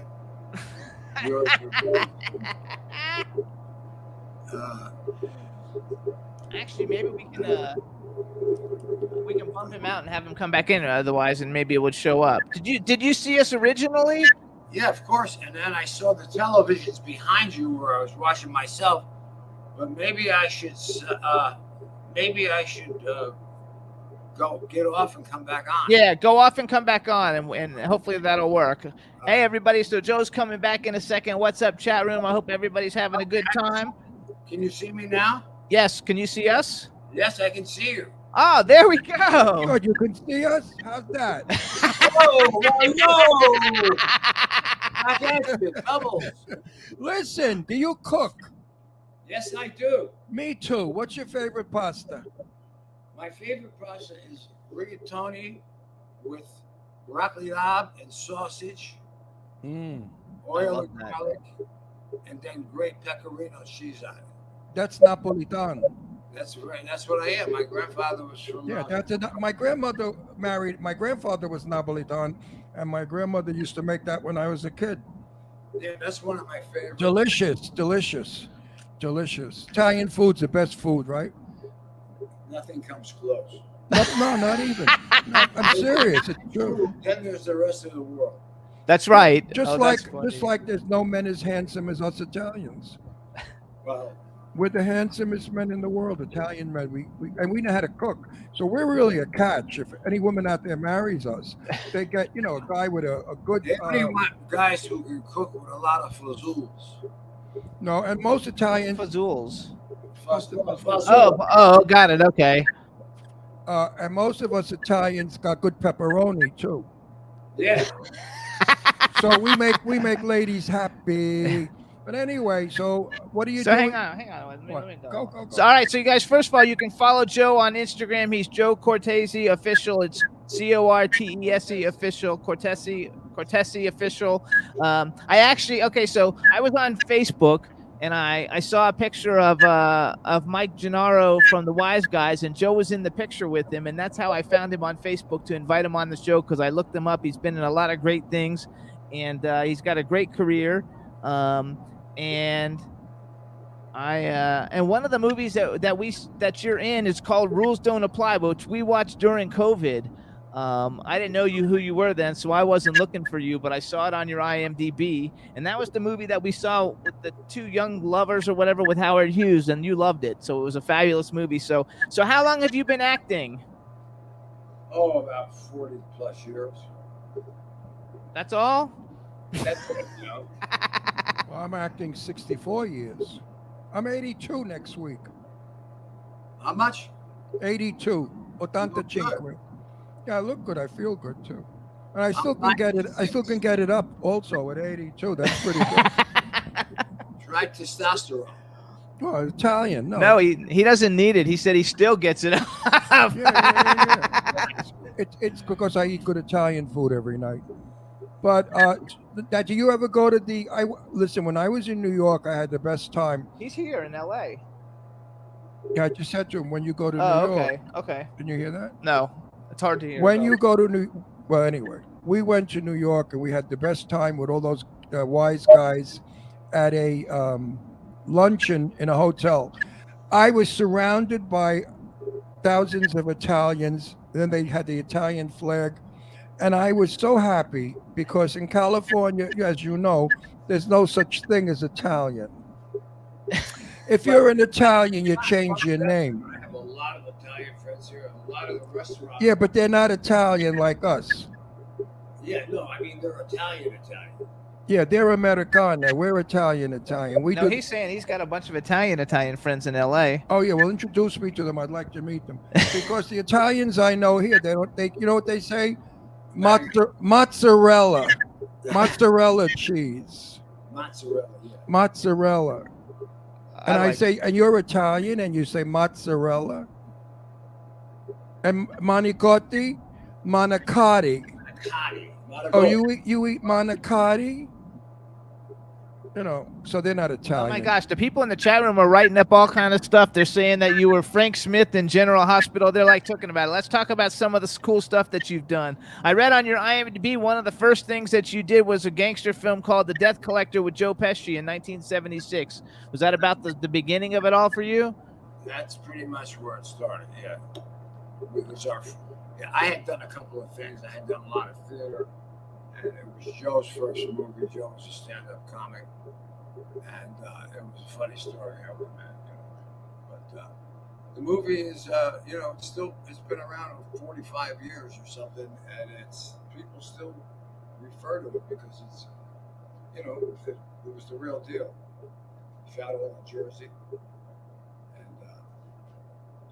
and it's got a great reputation. Quentin Tarantino says it's one of his top 10 movies, and he runs it every year on his theater at the Beverly Boulevard every year. Yes, and that's actually a big deal then. And I guess that was like the beginning of Joe Pesci because he became such a huge star. Right. Which you gotta love it. So keep talking up. You have to speak up because it'll be harder to hear you. Sometimes we can, and then when you move side to side, then it kind of goes away. It's harder to hear. There, yeah, that's good. Stop twirling. Stop twirling. Okay. So, okay, so let's talk about some of the big things. We got Green Book, opposite Viggo Mortensen, the Oscar-winning movie. You played Giorgio Armani in the American Crime Story of the assassination of Gianni Versace, which I was actually like in Europe when Versace died, and it was a big deal because I was a clothing designer. And then you play Roger Stone in The Loudest Voice for Showtime with Russell Crowe. And I watch all the Roger Stone video clips with him dancing around and stuff on YouTube and on TikTok and everything. So I love it. So tell us a little bit about Green Book. Wait, why do we have that snapping noise? I don't know why we have that noise. Wow. She said she can't get rid of it. Roxy, you can't get rid of it? Anyway, tell us a little bit about Green Book. Well, Green Book is a true story based on Nick Valolano's father, Tony Lip. And I knew Tony Lip because the writer and producer Nick Valolano is a friend of mine. I was doing a play like 30-something years ago in the Valley with Nick when my son Jack was born. So I knew the real guy. I knew his father, and it was a great story. And when we were making it, we had a great time, but no one expected that we were going to win the Best Picture. Of course, until they saw the whole picture. Right. It was gangbusters. A lot of fun. Did you actually go to the Academy Awards then, when it was there? I'm a voting member of the Academy. Okay. Oh, good for you. Did you vote for yourself? I also bet it in Vegas at 4-1. Okay. I also bet it in Vegas at 4-1. I love it. I think that's hilarious. You also, Where are you from originally? Patterson, New Jersey. Oh, Jersey boy. Jersey boy, baby. I'm from Brooklyn. Where? Bay Ridge? No, Red Hook. No, I was born 1940. Was right at the war, so we were poor. We lived in the Red Hook projects. Then we moved uptown. We moved to Brooklyn Heights, which was all Northern Italians. And then, of course, I moved to Long Island as a teenager. But I'm an East Coaster. That's why they hire me. They want me for my accent because I have an original Brooklyn, New York accent that's considered now antique. Because when the actors do the accents today, it's corny. You know how they do it. They all overact it and make us sound like morons. But my accent is the real deal. Right. You speak California now. What happened to your accent? Well, I don't sound like I'm from Jersey. there you do. you just did, and my heart just sang. That was fabulous. That was fabulous. Never lose your Jersey accent because people don't know this, that people from Jersey speak differently than people from New York. You know that, and it's only a river away. It's amazing. Yeah, it's got its own sound. Its own sound. Accent. I can do a New York accent. I can do a Russian accent. I do Syrian accent. Oh, Russian is good. Yeah, I do a lot of accents too. I like that. You did another movie, and I bring it up because we know a lot of the people that were in it with you, called The Bronx Bull, and it had Joe Montana. I don't know how you pronounce his name. Montana. William Forsythe, Tom Sizemore, Paul Sorvino's been on the show. I know William Forsythe, Cloris Leachman, Ron's done stuff with. Robert Davi's been on our show. Natasha Henstridge's been on our show. Bruce Davison, Ray Wise has been on our show, and James Russo. So a lot of the movies, I see that you have a wide variety of things, but you do have quite a few that you're that you get to play like a heavy. Well, I don't know if you're actually the heavy in them because I haven't seen them, but there are movies that have heavies in them.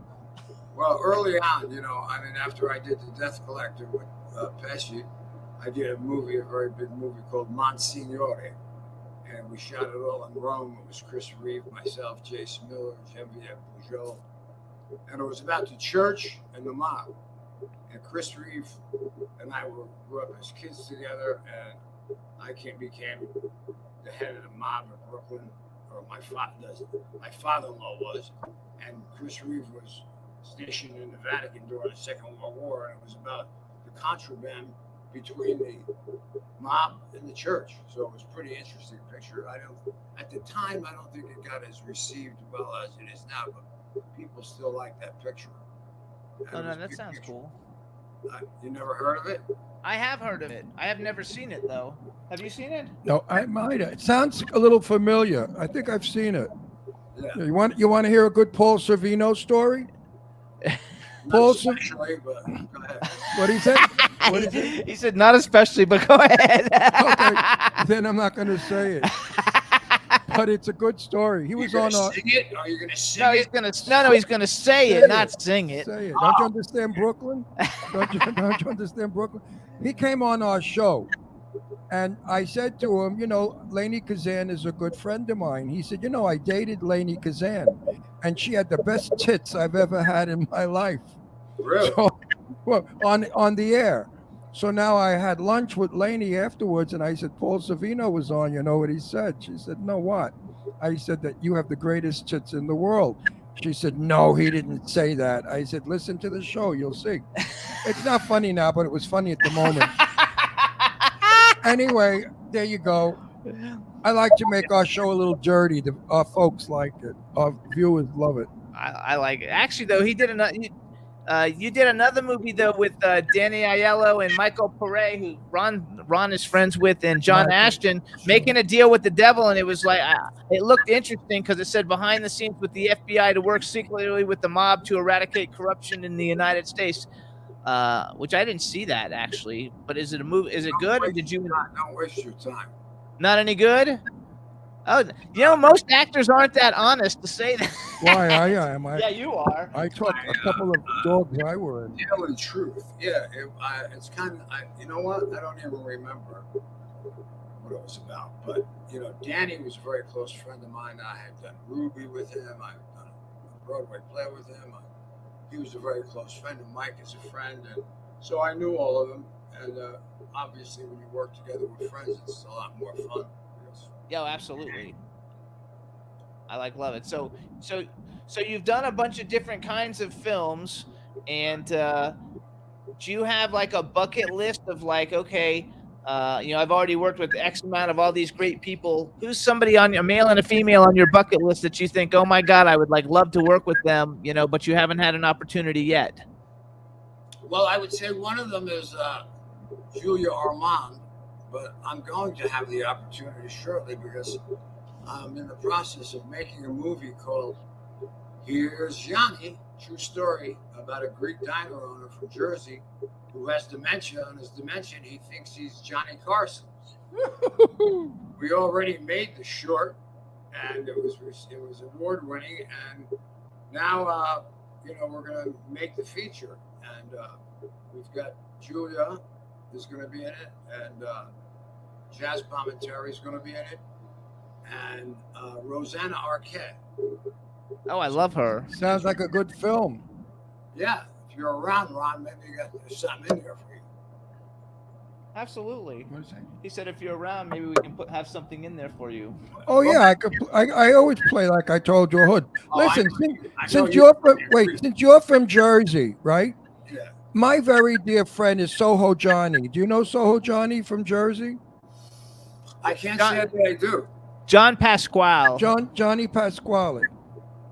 Johnny Pasquale. The name sounds familiar, but I don't think I don't. Yeah. Actually, you might have met him with Mike from the Wise Guys, because Yeah, because he hangs they're all out with that friends. whole crowd in Jersey. Yeah. No, he just called me the other day, Mike. Yesterday. we have a blast with them. We have such a I good time. love those guys. The Wise Guys are my buddy. They are out of their minds, but they're funny and great. It's like old Brooklyn humor, kidding around, and it's good stuff. I'm glad that show is on the air. Okay, hold on though. You answered Julia Ormond. What about a male actor that you haven't had a chance to work opposite of yet? I'd like to work with Al. I almost worked with him. He saw my first movie, and we met. We've been sort of. I've known him a long time. Al Pacino, out of the young guys,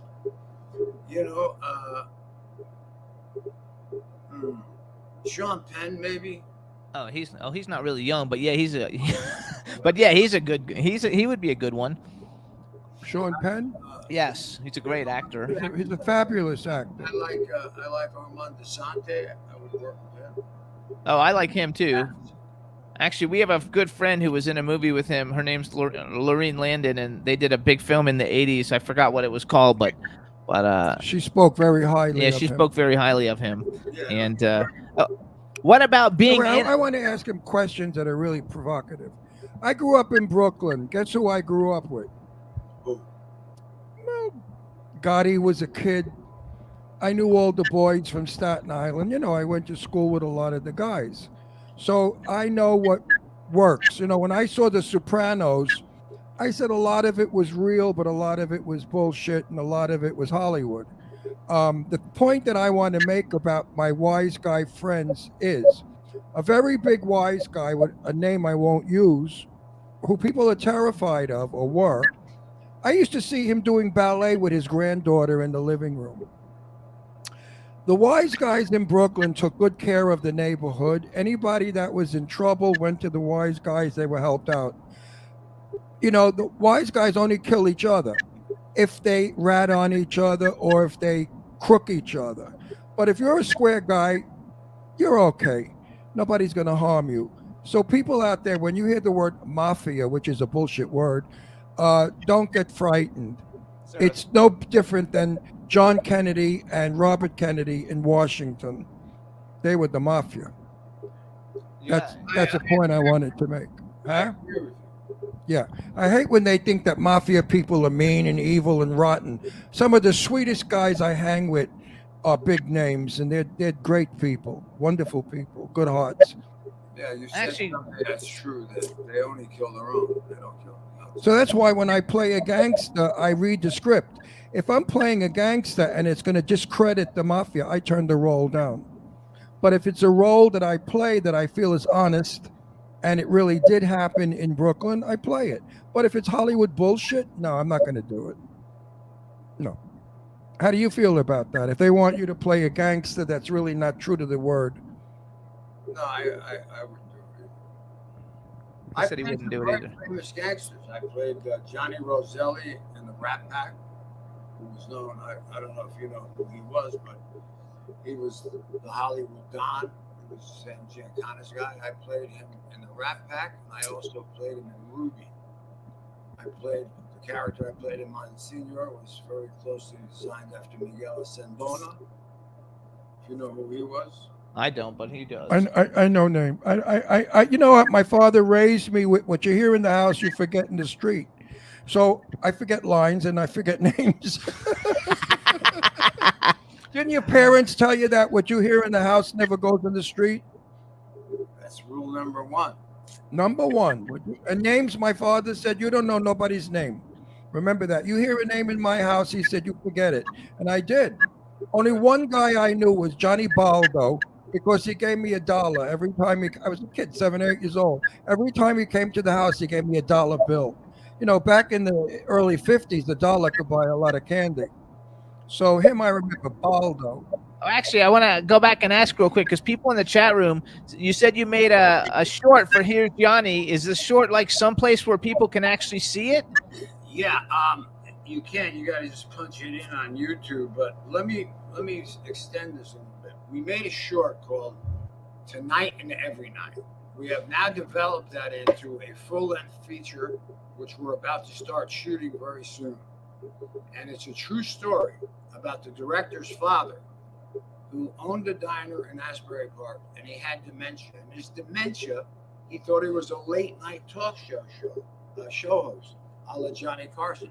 So it's a very unique hook about a subject matter that touches a lot of people in this country, in this world.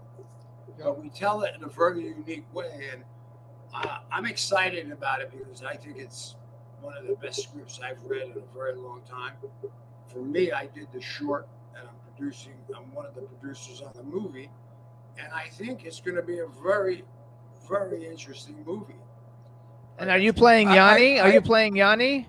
I'm playing Yanni. So the script Okay. changed from Tonight and Every Night to the Here's Yanni. Yeah, I think it's going to be a good script because it's different. We need different scripts. We got the different. same shit over and over again. They keep making. They just change the scenery with the same dialogue. It's crap. Yeah, I think it's the going to whole be. I would love to be in it.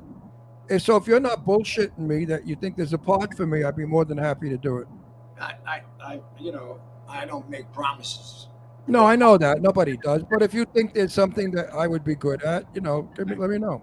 So wait, where do they find it on YouTube though? Under Here's Yanni or Tonight? Tonight and every night.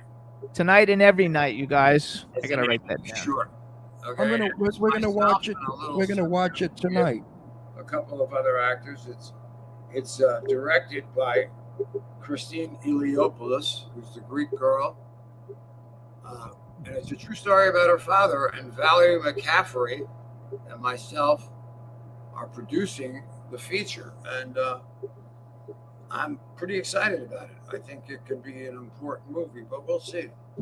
Absolutely. I think the script has got to be an exciting script because of the subject matter, and I think it's an interesting subject.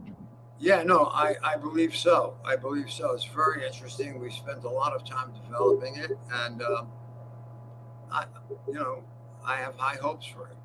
So Tonight and Every Night, you guys. That's how Yeah. you'll actually I mean, find there's it. so much shit out there floating around. We really need good films. We do. Yeah, no, I think this is good. It's good. Look, it's funny, it's touching, it's sad, it's real, and it's about something. It's not. Well, we're gonna watch it. Your promo tonight. The short. Yeah, Yes. no, The short. You should watch the short. We will. We watch. If we have a guest on and something of interest, we watch it at night. Yeah. So, Actually, and after then every we'll let- Wednesday night, we usually watch whatever we had of the guest that we had. Yeah, and like last week we had on. I mean, it's a movie you should watch. It's called Hell Hath No Fury. Hell Hath No Fury. Really a good movie, and the stars were on Nina Bergman. Nina Bergman. And Wonderful. It's about a French girl. It's a true story. A French girl during the Second World War who was a patriot, and how she had to be lovers with the Nazi who killed her parents. Wonderful story, brilliant acting. I enjoyed the film a lot. So I think your film is coming up in that area. I think your film is going to be of that quality. That movie had a wonderful script, great acting, good directing, and it was interesting and it was different than stuff that we've seen. People out there today want to be entertained. They don't want to be put to sleep.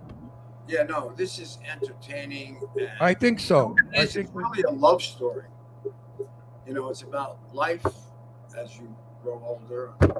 yeah, I think it's going to be a hit. I really feel it will, because I like already the idea about Johnny Carson. Nobody's ever thought that one up. Yeah. it's Life fantastic. is about love. Not much. Yeah. No. Tonight and Every Night, everybody. So do you know being Short. The name of the feature is going to be called Here's Yanni. right? The name of the feature, it's a little snappier. I think Yes. I think it's a great catch.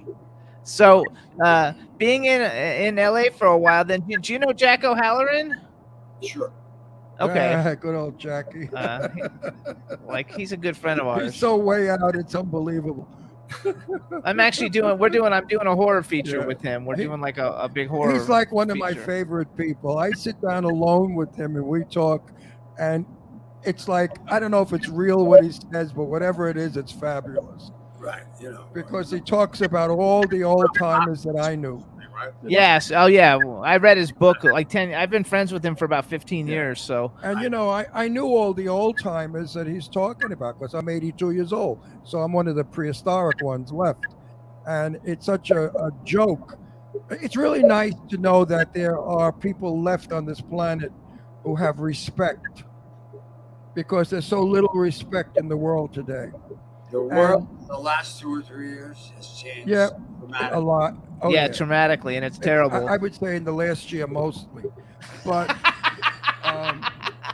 Halloran, He's great. he's just fabulous. I mean, he's what we call a raconteur, and he's one of my favorite people. No, he's fabulous. He's I really figured good. I figured you would know him not just because of who his family was, but because you're both, actors, and you both live in LA, and you're of an age that's not 20. But And who so I doesn't figured know you would like that. who doesn't know who his stepfather was? His stepfather was a big guy. Albert Anastasia. Very big guy. Yes, Big Albert guy. Anastasia. I love it. So wait, if you could have been in any movie, then if you could have been in any movie that's ever been made in the world, what movie would you have liked to have been in? The Godfather. The Godfather. I know it. I know it. People in this room. Me too. You know what? Have you been watching the TV show called The Offer? I haven't, but somebody just told me yesterday that we Yes, need to watch We're it. gonna watch it. It's really entertaining. It's really good. I didn't expect to like it at first, but I have to tell you, they hooked me in. I've watched the first 5 episodes, and I find it very entertaining because I was too young to be in The Godfather. Right. But I remember, I was a young actor, but I was way too young to be in the picture. So I knew all the stories about Jimmy Kahn and Al Pacino. I got the job. Right. That's what it's about. The offer's I about know. the making You of see, it. I was not too young. I was not too young to be in The Godfather. I just wasn't asked.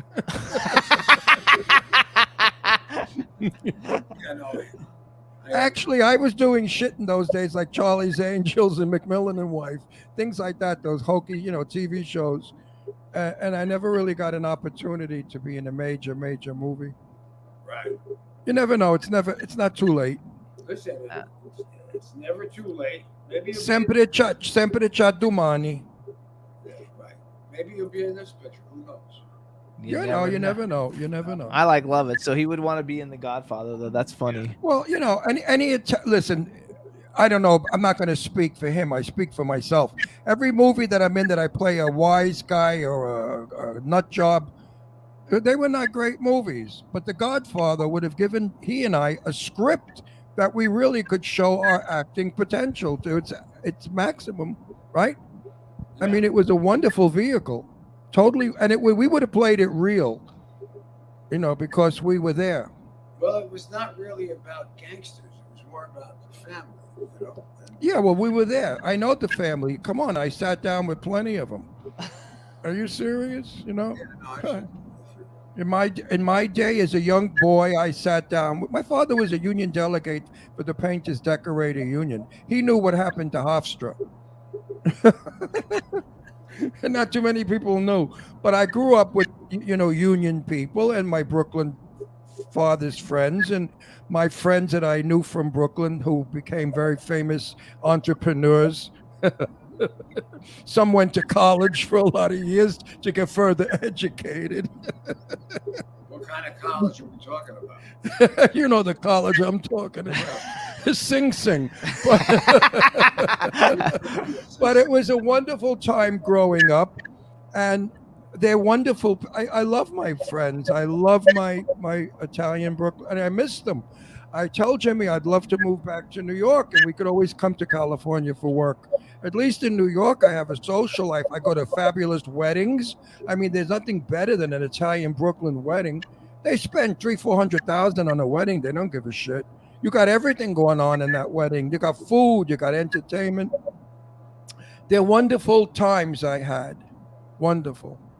I love my memories. Everybody wants me to write a book, and I say I can't write a book because I can't use names.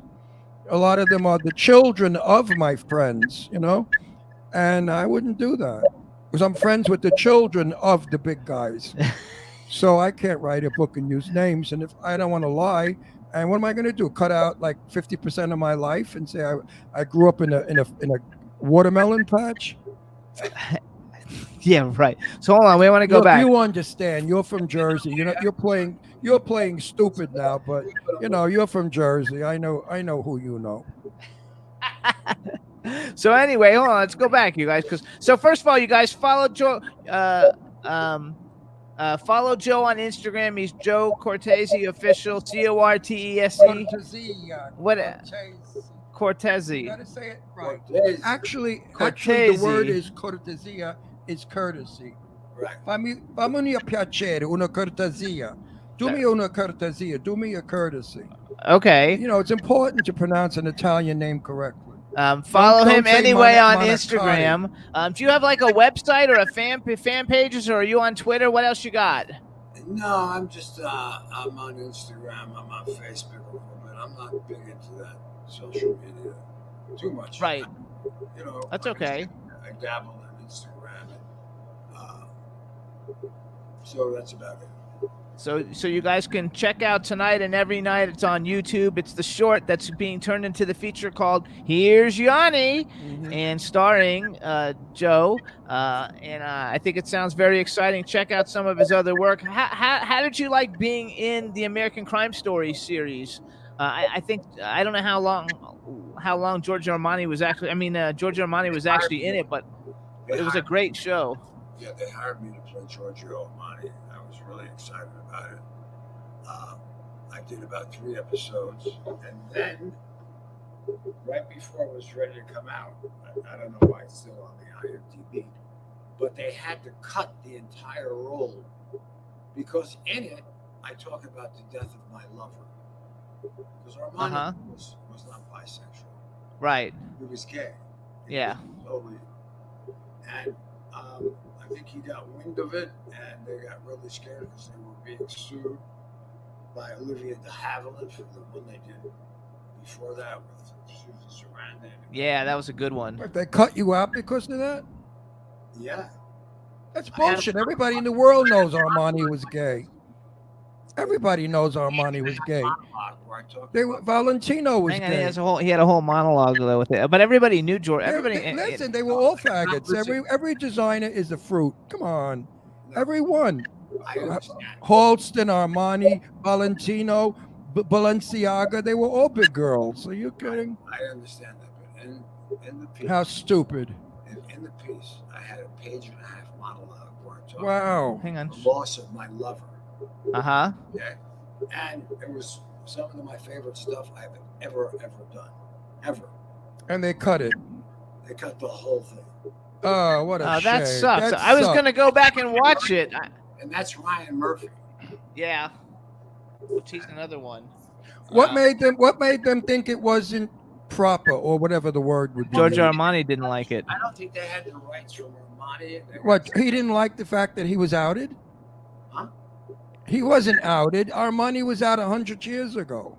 Yeah, but he's outed as a bisexual. He's not outed as He's not as a bi. He's a flaming fruit. I know, but it's not public like that. Everybody knows it, but he's never actually. He's only said he's bisexual. He hasn't said he's gay. Oh, he's so well. That's because he's Italian. You know what? When I was in Italy as a boy, my father found out I was gay, so he sent me to my grandmother in Genoa to straighten me out because there are no fags in Genoa or in Italy. My father said because Italians don't allow gay.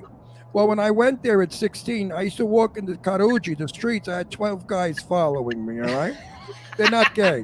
One thing I found out about Italian men is they could be married, they could have sex with you, and they say they're not gay, you're gay. well, So the one they're having, the gay, Italian to do that. yeah, that's the Italian mentality. Oh, I'm not gay, I'm having sex with you, you're gay. So that's Armani's thing. You know, they all want to be bisexual. No, Armani was a flaming fruit. Anyway, they cut the entire. So I'm not gonna watch it now. I was gonna Me go back neither. and rewatch it again because I really No. enjoyed it to see you. But now if you're not in it, Fuck it. then I'm not gonna see we're it. gonna boycott it. Fuck them. I'm gonna go watch you play Roger Stone then. That was fun. You know, I actually had dinner with Roger Stone about a year after I did it. Actually, it was last Thanksgiving in Florida. And he got a hold of me through a friend. And I got to tell you, I had a blast. He's really yeah. out there. I love him. I think he's Did awesome. you know that his mother is pure Sicilian? No, I didn't know that. I don't know that much about him except for what I read in the news. But I follow all because he has this dancing video from when he got out and got let go, where he became not have to worry about it anymore, and it's the greatest video ever. And I've watched it like 1,000 times because it's hilarious. What do you mean got out? We'll tell about it later. Did you know that Roger Stone? He doesn't know who Roger Stone is. You got- Well, obviously he changed his name. No. Well, if his mother was Sicilian, I mean, his father had to be what? Stone? yes. Oh, that yes. I Obviously. love it. That's like my friend Rodney Stone. Rodney, you We have know, like 1 minute. So Rodney Stone's real name isn't Stone. His father was a big shot, so he changed it to Stone. My So- friend Rodney. So hang on, everybody. We only got a minute. Let's just go back. So check out all these things. Everybody go. Let's watch Tonight and Every Night on YouTube so the video gets a bunch of plays. We'll let you know when Here's Yanni's coming out. Check out all the different things that Joe does and follow him on Instagram. We want to thank you for coming on the show because we're out of time. And Okay, Giuseppe, era un grande piacere. Piacere. Ciao, ciao, bello. We'll see you again. I'm Bye sure. now. I'll talk to you later. All right, Joe. Thanks so much. Hey, everybody. Thanks so much for tuning in. I think it was a great show, you guys. Thanks for the chat room. There's so many people in there. Please, hope you guys enjoyed it all. We want to thank Juan and Roxy, our engineers, and we'll see you guys next week. Bye, everybody. Have a good one. Stay healthy, stay wealthy, and stay wise. Can turn out to be so wrong. Yeah, we in the mix. Yeah, we in the mix. It's another episode. Here we go. The Jimmy Star Show with Ron Russell. Interviewing the hottest, newest, and truest of today's celebrities. Make sure to subscribe so you can get notified weekly. Jimmy Star, he's the king of cool. Ron Russell, he's a gorgeous dude. Chat room is live and you would be a fool not to vibe with us at the Jimmy Star Show with Ron Russell. Come watch it live on W4CY Radio. Miss some past episodes? Download on iTunes. The Jimmy Star Show with Ron Russell. It's the Jimmy Star Show with Ron Russell.